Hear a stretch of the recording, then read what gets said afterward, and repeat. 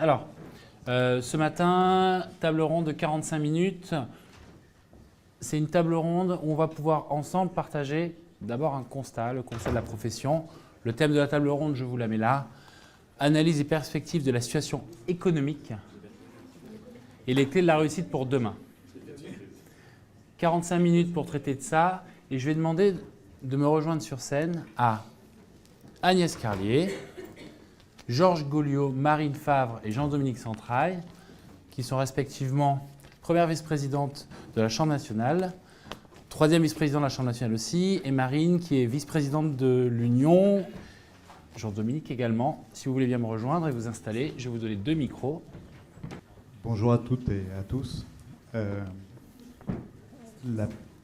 On évolue dans un contexte extrêmement difficile et c'est toute la mesure de l'action du bureau et des attentes qu'on appréhende aujourd'hui. Alors, pour parler chiffres, et il n'y aura pas de tabou avec nous sur les chiffres sont extrêmement clairs. En 2019, la profession faisait un chiffre d'affaires d'1,203 milliard d'euros. Elle est descendue sous le milliard en 2020. On attend 1,30 milliard en 2021. C'est-à-dire que le cumul de la crise Covid, c'est 200 millions de chiffres d'affaires par an qui se sont évaporés. Une baisse donc de 23, 24, 25, 26% en moyenne et des revenus qui ont diminué de 35% en moyenne au cours de l'année 2020. On remarque sur certains segments et notamment sur les premiers déciles une diminution du pouvoir d'achat de 50%. Je parle de pouvoir d'achat, c'est-à-dire que si on cumule l'inflation plus la perte de revenus, sur 10 ans, c'est 50%.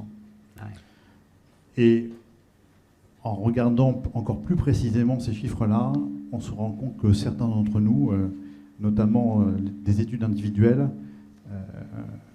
on travaille depuis 3 ans pour rien. On est dans le cadre de confrères et consoeurs qui se sont endettés avant la crise Covid, qui ont acheté donc des études, qui remboursent leurs prêts et qui aujourd'hui sont asphyxiés par à la fois des diminutions de revenus et des diminutions de perspectives. Il ne faut pas se les cacher. Donc ça, c'est l'environnement dans lequel on évolue. Je pense qu'on fait tous ce diagnostic, y compris les plus performants d'entre nous. Sur 10 ans, on remarque que l'inflation n'est pas couverte. C'est-à-dire qu'il y a malgré tout une baisse de pouvoir d'achat de 15%. Donc on est tous dans le même bateau, tous. Je ne vais pas monopoliser la parole, mais le nombre d'actes est passé de 8,5 millions à 6,9 millions. C'est-à-dire qu'on a perdu 1,8 million d'actes en l'espace de 2 ans. Donc c'est une catastrophe pour notre profession. Le coût moyen d'un acte, il se situe aux alentours de 55 €. Il suffit de faire les multiplications et vous avez tout de suite compris combien on perd. Voilà. Ouais. D'accord, merci.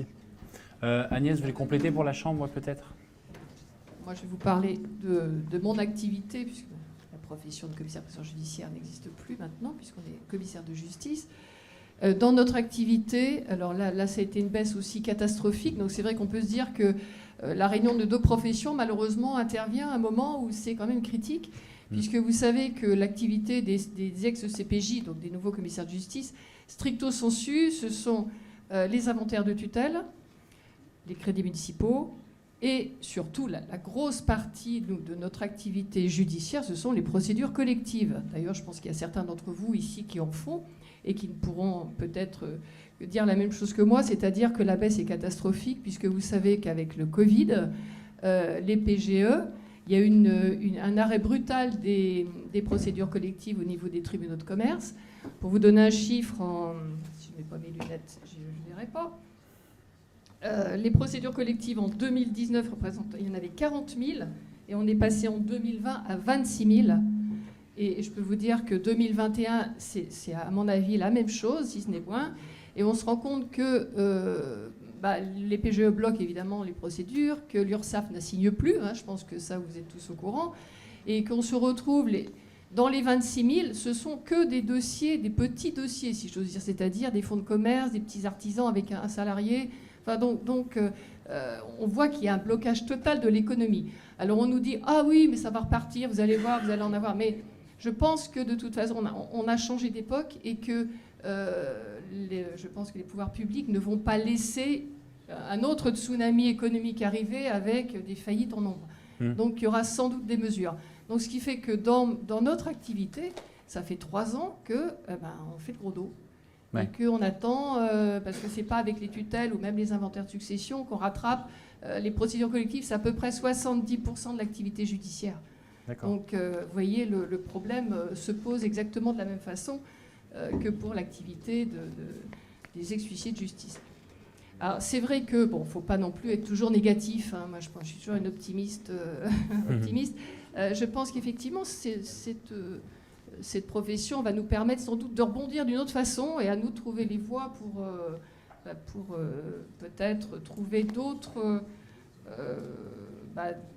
pistes de développement.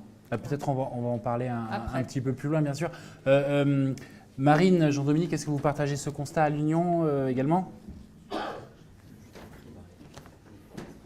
Alors à l'Union, on partage particulièrement ce constat, mais comme on était sur les chiffres, il y a un chiffre que j'aimerais bien qu'on ait.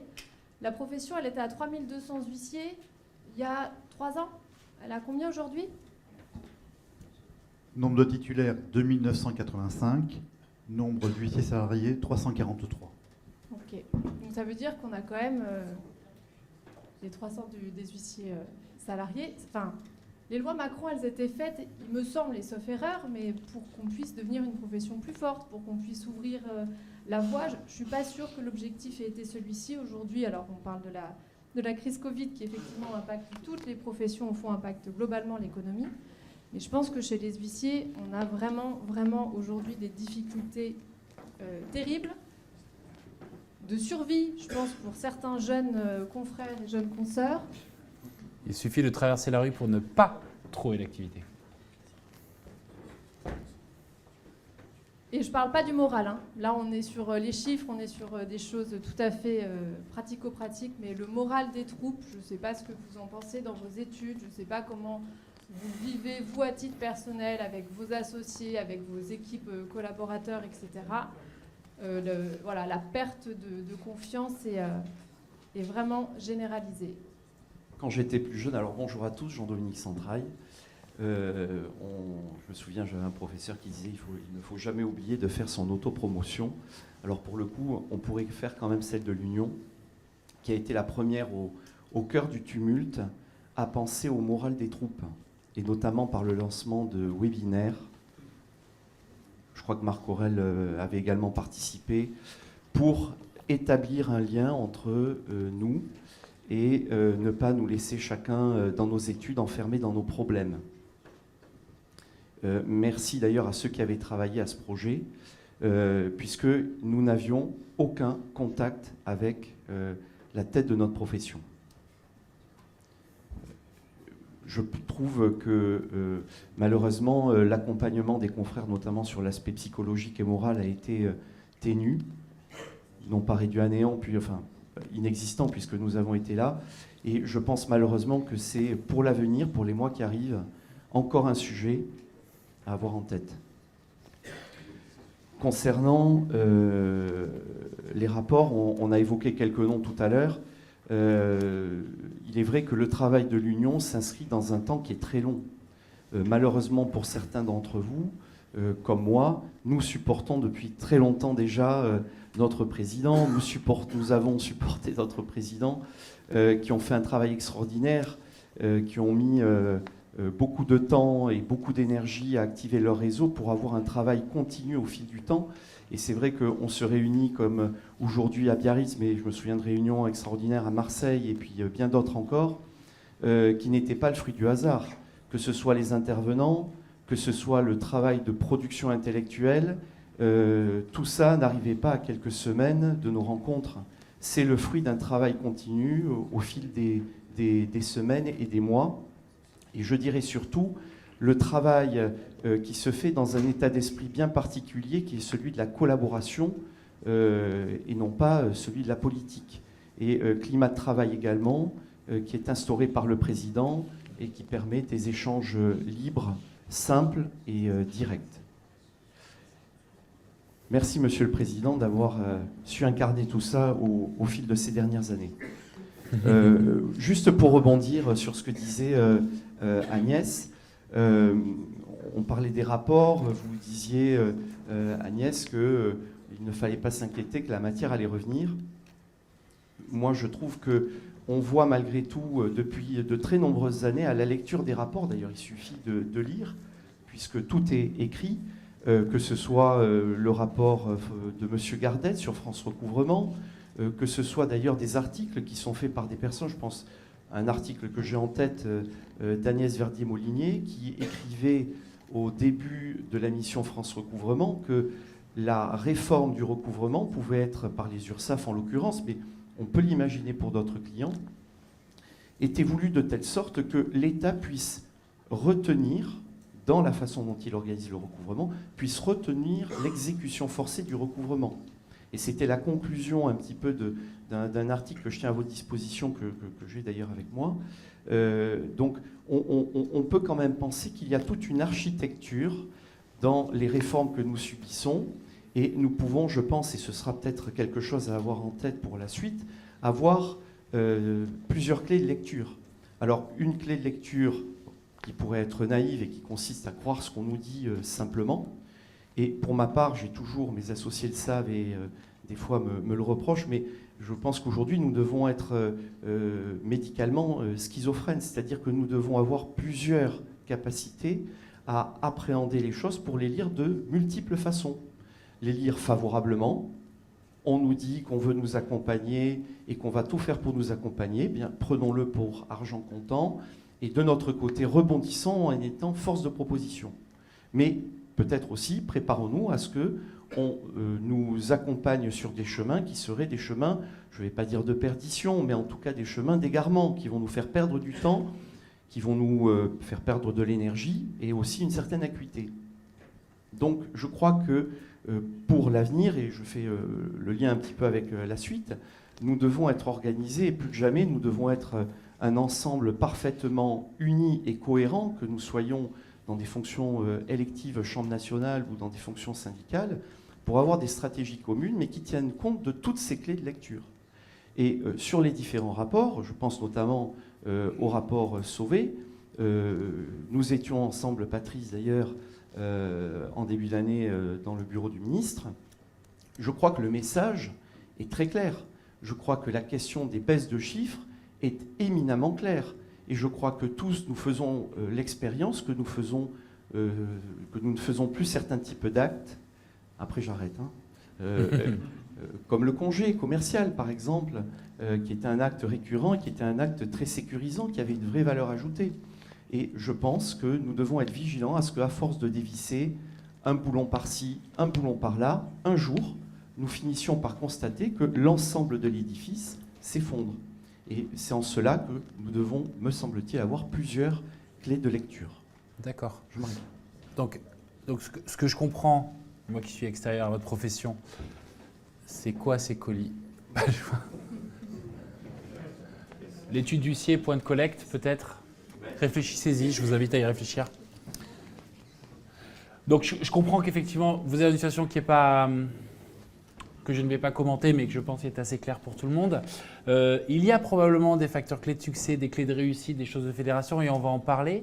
Est-ce qu'il n'y a pas aujourd'hui déjà, peut-être au niveau de la Chambre, des actions en cours, des choses en place, des choses sur lesquelles vous êtes en train de travailler et sur lesquelles vous pourriez peut-être un peu échanger? Donc, on est arrivé aux commandes le 1er juillet et la première chose, c'était d'abord de travailler sur nous, sur le fonctionnement de la Chambre. Et donc, autour de 3 mesures fortes. Vu le contexte, il n'était pas décent que le président maintienne son indemnité au niveau précédent. Et donc, la première chose qui a été faite, c'était de baisser cette indemnité de 35%. Il l'a fait sans même attendre le vote de l'Assemblée générale qui aura lieu le 29 septembre, mais dès le 1er juillet. La deuxième chose, c'était de se dire qu'occuper un appartement de 250 mètres carrés rue Moncey était peut-être indécent quand on est tout seul, délocalisé. Et donc l'appartement du président va être vendu. Et c'est c'est plusieurs millions d'euros qui vont être récupérés par ce biais-là. La troisième chose, nous concernant, c'est également au niveau des délégués d'estimer que certaines indemnités perçues pouvaient être divisées, notamment lorsqu'on participe à des visions. Donc tout un pan de mesures de sobriété ordinale. Ça, c'était la première chose. Je passe sur les audits des contrats en cours et les renégociations à la baisse. Au niveau de chacun d'entre vous, chacun d'entre nous, parce qu'on fait tous le même métier, on sait qu'on a un petit peu de marge avec l'ADEC. Et donc, l'ADEC, comme l'a rappelé le président au cours d'une intervention, n'est pas un État dans l'État. L'ADEC doit être au service de tous les confrères. On travaille tant sur la gouvernance que sur les coûts. Et on a obtenu de l'ADEC que ne soit plus facturé donc, le coffre-fort qui est lié à la procédure d'injonction payée, tout de suite. Alors, c'est 350 000 euros qui sont ainsi restitués. Ça, c'est la mesure qu'on a pu prendre immédiatement. La seconde, c'est également pour les confrères qui sont en difficulté et pour lesquels il y a une urgence. Et là-dessus, on l'entend. Et même si on n'a pas toutes les mesures, on y travaille. On a la chance d'avoir une caisse de restructuration. Et cette caisse de restructuration est à même...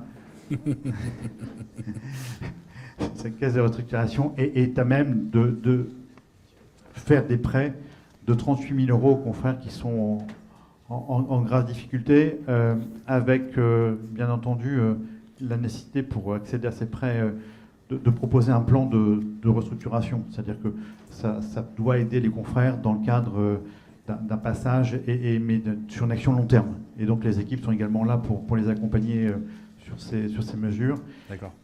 Juste pour l'urgence et court terme, et tout de suite, bon, je passe sur les pouvoirs publics qu'on est allé voir dans le cadre d'une demande du tarif pénal, du tarif de l'aide juridictionnelle, ou même des frais de déplacement. On a le carburant qui a explosé de 38%. Ouais. On a des frais de déplacement qui sont indexés sur la taxe ferroviaire première classe, qui ne sera revalorisée que s'il y a une refonte du tarif SNCF. Ça remonte à 2015, la dernière refonte. Donc c'est pas pour demain. Donc on a demandé une déconnexion. Ouais. Et puis après, on a essayé d'aller voir la CAVOM. La CAVOM a des réserves qui sont importantes, très importantes, et qui auraient pu nous donner un coup de main en 2000 si elles avaient été mobilisées, puisque la loi d'urgence, l'article 10 de la loi d'urgence autorisait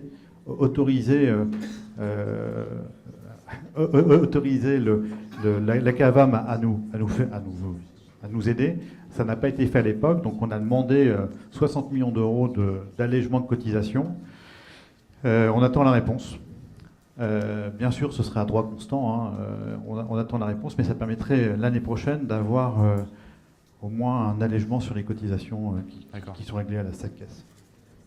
Merci. C'est bien. Vous pouvez. Je pense que vous pouvez.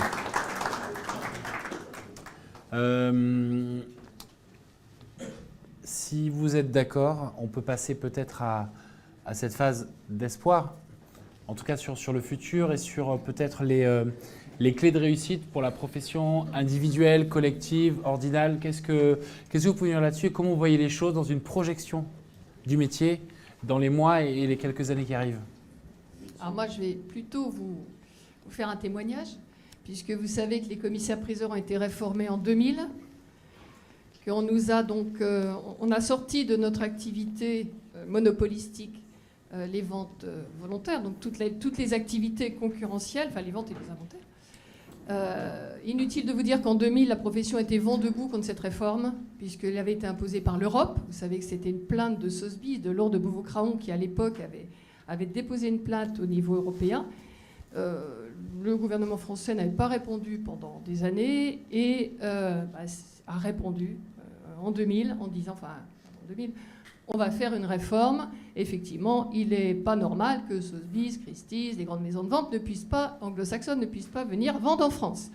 Donc on est passé à la moulinette, si j'ose dire, et on a vu donc toute une partie de notre activité changer complètement de philosophie. Il faut un peu de schizophrénie quand même pour être à la fois officier ministériel, à avoir une société de vente volontaire qui, là, vous êtes sur un domaine qui est complètement libéralisé. Donc vous avez une déontologie, bien sûr. On n'a plus du tout d'organisation régionale. Il n'y a plus qu'un grand gendarme qui est le Conseil des ventes. qui n'est pas du tout d'ailleurs, même s'il y a des commissaires-priseurs dans le Conseil des ventes, c'est un organe qui est indépendant. Et vous avez le commissaire du gouvernement qui sert de conseil de discipline, il faut le savoir. Et je peux vous dire qu'il y a plein de plaintes, des plaintes plus ou moins justifiées, mais il y a quand même des gens qui se plaignent régulièrement.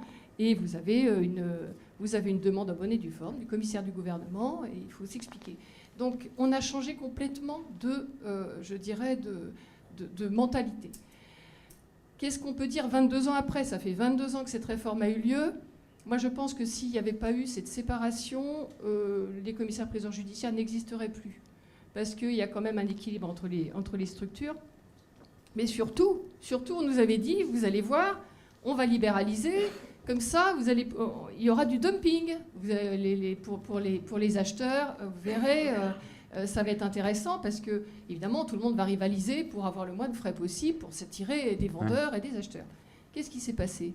Eh bien, actuellement, on est à 14-28% judiciaire de frais acheteurs et en frais vendeurs en volontaire. Dans les ventes volontaires, on est entre 25 et 30%.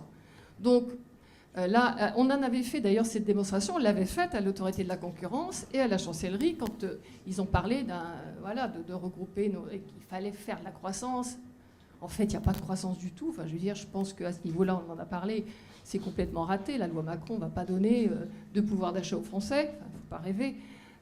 Mais je pense, moi, avec mon expérience, et la vôtre peut-être dans quelques temps, que quand on libéralise aussi certains secteurs, vous avez d'autres armes pour vous battre.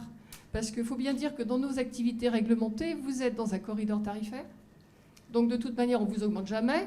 Parce que moi, c'est ce que j'avais demandé à Dupond-Moretti quand je l'avais vu au ministre. Je lui ai dit, mais attendez, nous, on a une baisse de 30% là, sur 3 ans. Et vous me dites que je dois être contente que le tarif ne baisse pas, qu'il reste constant. Je dis, mais non, c'est augmenté qu'il le faudrait. Puisque quand on fait les chiffres, le corridor tarifaire, en fait, il va que dans un sens. C'est soit on reste pareil, soit on baisse. Mais jamais on augmente. Je trouve ça... Enfin, c'est pas l'esprit du corridor tarifaire de la loi Macron. Mais quand vous allez discuter, j'y suis allée plusieurs fois, à l'autorité de la concurrence, à la DGCCRF, en fait, on passe pour des rentiers, il faut quand même bien le dire. Cette mentalité-là n'a pas changé vis-à-vis de nous. Et ce corridor tarifaire, à mon avis, c'est un étau. C'est un étau qui prend la profession dans un couloir qui, en fait, à mon avis, est faux. En plus, c'est complètement faux. Enfin, je veux dire, il y a des écarts tels dans les professions, mais c'est pareil dans notre activité. Il y a des écarts tels entre les études qui, évidemment, comme de toute façon, ils font des statistiques et des moyennes. Donc forcément, on se retrouve étranglé dans le corridor tarifaire. Et en plus, vous avez l'apprenti sorcier qui, tous les 2 ans, multiplie les balais. Donc, hop, on fait des études. Je trouve qu'il y a un côté un peu... Enfin, je veux dire, pourquoi est-ce qu'on multiplie les études alors que, comme vous l'avez dit, il y en a moins. Il y a moins de professionnels. Donc, c'est quand même... Je veux dire, l'esprit est quand même, à mon avis, dévoyé. D'accord. On était sur l'espoir, c'est ça? On était sur l'espoir, oui, effectivement, mais bien sûr, bien sûr. Et puis c'est toujours intéressant d'avoir un témoignage de quelqu'un qui est déjà passé par là, sur une profession connexe, qui devient aussi la vôtre. Je vais prendre la parole sur l'espoir. J'ai entendu beaucoup de choses ce matin. La première, c'est la nécessité de réformer le plan comptable. Le plan comptable remonte l'arrêté, remonte à 2007, novembre 2007. On ne connaît pas les STPO, on ne distingue pas le régulé du non régulé. On ne connaît pas les CPJ. Et pour le coup, dans les chiffres qui nous sont poussés, on a une grande masse et on n'arrive pas aujourd'hui à distinguer ce qui ressort du régalien du non-régalien. Et cette réforme-là, on va la mener et on a commencé à poser des jalons avec la chancellerie pour avoir déjà une meilleure visibilité de ce que nous sommes. Et la question, c'est ce que nous sommes. Et c'est la raison d'être. Tout à l'heure, vous avez entendu le président Quentin Debré parler de l'intérêt général. Et aujourd'hui, quand on fait nos présentations de matière, de revendications, on part effectivement dans cette même démarche. L'intérêt général. L'intérêt général du consommateur, c'est pas de payer le prix des impayés, qui lui sont répercutés. Ça, c'est l'intérêt général du consommateur. L'intérêt général de l'État, c'est d'avoir un certificat d'irrecouvrabilité lorsqu'on passe une facture en perte. C'est une question de justice en termes de concurrence. Et c'est une logique. Donc on a demandé à ce qu'on ait des certificats de recouvrabilité à la chaîne d'une facture qui demain sera probablement dématérialisée. Et puis, si on se remémore un petit peu ce qui se passait pour les pharmaciens avant le Covid, Vous vous souvenez, avant le Covid, les pharmaciens étaient menacés par les grandes surfaces. Et on remettait en cause leur proximité, la qualité de leur service. Et on nous annonce un gros choc d'inflation et un gros choc d'énergie, et c'était un peu le message. Et quand on regarde ce qu'ont fait les pharmaciens au moment de la crise Covid, et la mobilisation qui a été la leur, la capacité qu'ils ont eu à démontrer l'intérêt d'une proximité dans les campagnes de dépistage, on se dit que peut-être, et c'est notre proposition, et ce sera probablement notre voie, c'est que le commissaire de justice doit être à la crise financière et d'inflation, si elle arrive demain, ce que le pharmacien était à la crise sanitaire. Exactement, c'est bien. C'est-à-dire que le rôle d'amortisseur social, là, aura tout son sens. Voilà. Une bonne raison d'espérer, on trouve des cordes pas chères chez Lidl. Le rôle social du commissaire de justice retrouvera tout son sens. Ouais. Et après, je crois aussi à la possibilité d'avoir d'autres proximités, qui sont des proximités qui, dans le cadre de la responsabilité sociétale et environnementale, où là, on a des pans aussi à écrire, et dans le Bien cadre sûr. d'une confiance, retrouver des pouvoirs publics. Et on va en parler d'ailleurs pendant cette journée et demie. Mais la carte de la proximité, effectivement, intéressant. D'autres pistes, inspiration peut-être ? Ben moi, j'aimerais qu'on se rassemble, en fait, qu'on puisse de la force entre nous tous, qu'on arrête de se voir comme des concurrents potentiels dans nos cours et qu'on commence à décrocher nos téléphones, à prendre soin les uns des autres, à se rapprocher avec la chambre, c'est une bonne chose. Je découvre un peu ça. Moi, j'ai connu que la chambre moins ouverte. Donc, pour le coup, moi, mon espoir, je l'ai fondé là-dedans. Je te l'ai dit, D'accord. Benoît. L'espoir, c'est aujourd'hui qu'on puisse être forts, mais tous ensemble, qu'on fasse bloc, qu'on lutte ensemble, qu'on se réjouisse ensemble, mais que on est une toute petite profession, soyons une grande équipe. Donc il faut qu'on ait une stratégie pour le faire, qu'on la développe entre les deux bureaux, avec des éléments concrets qu'on mène à terme. Il faut vraiment qu'on puisse avoir des lignes directrices, qu'on se donne les moyens de pouvoir les suivre, et surtout qu'on évalue les résultats, mais très vite. Il va falloir que les confrères en aient des réponses, parce que ça va être... Ouais. Aujourd'hui, on est 30% de moins. L'an prochain, on sera peut-être encore 20% de moins, etc. Il y a malheureusement plus de départs pour la survie. Donc rassemblons-nous, soyons forts et continuons dans cette profession ensemble. Et ce que tu dis, c'est que c'est urgent de le faire parce que le temps joue contre vous. Ouais, mais C'est pas ça. urgent de le faire. Ouais, c'est maintenant. On aurait dû le faire. On aurait dû en 2020 le faire. On va monter le mythique des commissaires de justice. Je Vas-y, suis calme-toi. passionnée, Antoine. Jean-Dominique ? Oui, deux petites choses. Je pense que au moins parmi les professionnels huissiers qui n'étaient pas réveillés, la crise aura eu quand même des effets positifs de nous réveiller, de provoquer un véritable choc et une interrogation sur l'avenir. Je pense que chacun doit aussi être sensibilisé sur la nécessité de se former, de s'informer, de prendre sa part et de ne pas être simplement un suiveur, parce qu'on sera de moins en moins à pouvoir évoluer. On doit être, comme le disait également Marine, soudés. C'est tout l'intérêt d'avoir des réunions comme celle d'aujourd'hui, c'est d'arriver à se recaler les uns par rapport aux autres, par rapport à nos problèmes, par rapport à nos ambitions et nos projets. Je pense aussi qu'il y a des petites choses en complément de ce que tu as dit, notamment Georges. On nous a promis une mission d'évaluation pour les lois Macron. Alors la question n'est pas presque d'être pour ou contre, c'est simplement faisons un point d'évaluation. Demandons à la chancellerie fermement de faire ce qui a été promis dans la loi, pour rester simplement terre à terre avec la partie législative. Et puis ensuite, bien évidemment, je pense que pour savoir où on veut aller, il faut bien évidemment, et on l'a dit, savoir qui on est. Ouais. Et le danger peut-être que l'on aura dans notre profession, c'est de nous voir entre nous. Et pour des projets professionnels passés, j'ai toujours choisi d'avoir des yeux extérieurs. Nous avons des amis experts comptables, nous avons des amis avocats, nous avons des amis financiers. Je pense qu'il faut inviter autour de ces tables toutes ces personnes. On ne va pas passer un bon moment, on va entendre beaucoup de critiques, mais peut-être que pour faire une partie du bilan de nous-mêmes, on aura besoin d'avoir un œil extérieur bienveillant mais sans concession, qui pourra nous permettre de nous projeter. Si c'est pour terminer un débat en disant vous êtes formidable, on adore beaucoup ce que vous faites, eh bien sachez que c'est ce qu'on entend à chaque fois qu'on quitte un bureau d'un ministère ou d'un représentant.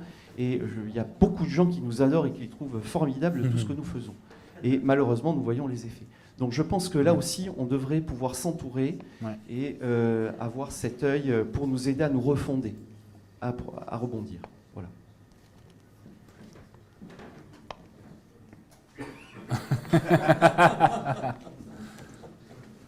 Toutes mes idées sont géniales, mais je suis entouré de pleureuses. Merci Jean-Dominique. Du coup, vraiment ce que je retiens, c'est se fédérer déjà en intra-profession, mais aussi inter avec des externes. Est-ce qu'il y a d'autres pistes, d'autres lueurs, d'autres choses que vous voudriez ajouter peut-être ? Georges, merci. On a déjà dit beaucoup de choses. Oui. Juste, l'un des premiers recrutements qu'on a fait, c'est un directeur des relations publiques. Parce que l'État a ses rouages et il est important qu'on les apprenne au mieux pour pouvoir porter notre parole au mieux. Et puis après, je retiens le slogan de Marine, hein, on est une toute petite profession et une grande équipe. Et on y travaille. Et quand tout à l'heure j'évoquais les chiffres de 1985 titulaires, c'est pas un chiffre, c'est 2985 consoeurs et confrères qu'on écoute, qu'on va accompagner. C'est 418 commissaires-priseurs judiciaires, tu fais bien de m'en parler, et c'est 343 huissiers salariés. Ces effectifs-là, ces chiffres-là, on les a en tête parce que... et puis c'est des collaborateurs. Ces chiffres-là, on les a en tête parce que pour le coup, c'est pour eux qu'on travaille, c'est le sens de notre engagement et la mission qui est la nôtre, c'est celle-là. C'est cette représentation, c'est cette construction d'intérêt général. Allez, une petite mission pour la commission ici présente et j'espère qu'elle se réunira à nouveau, qu'elle pourra phosphérer demain parce qu'on en a besoin. Une petite suggestion. La première, c'est qu'on est une entreprise de 15 000 personnes. Aujourd'hui, voire un peu plus, Agnès, parce qu'avec les 400 plus, je ne sais pas combien de collaborateurs, liés 3 000 collaborateurs, donc on approche les 20 000. On ne ferme pas, on ne fragilise pas une entreprise de 20 000 personnes en France comme ça. Donc ces gens-là doivent rendre des comptes. Et je pense qu'il faut aussi qu'on change. Ces gens-là sont responsables d'une partie des choses. On a fait notre évolution. Aujourd'hui, je pense que les confrères se sont organisés, modernisés, entourés, associés. On fait des efforts de formation. Je pense qu'on a fait beaucoup de choses et qu'on ne mérite pas ce qui nous arrive. On ne mérite pas d'autant plus qu'on est au service du justiciable. Et c'est ça qu'il faut effectivement mettre dedans. Deuxième point, et ça, je vous transmets cette idée, le gouvernement, à millions, gouverne avec des conseils, des cabinets de conseil, etc. Nous, on phosphore, on a phosphoré ici, vous phosphorez à la Chambre nationale, et c'est parfait.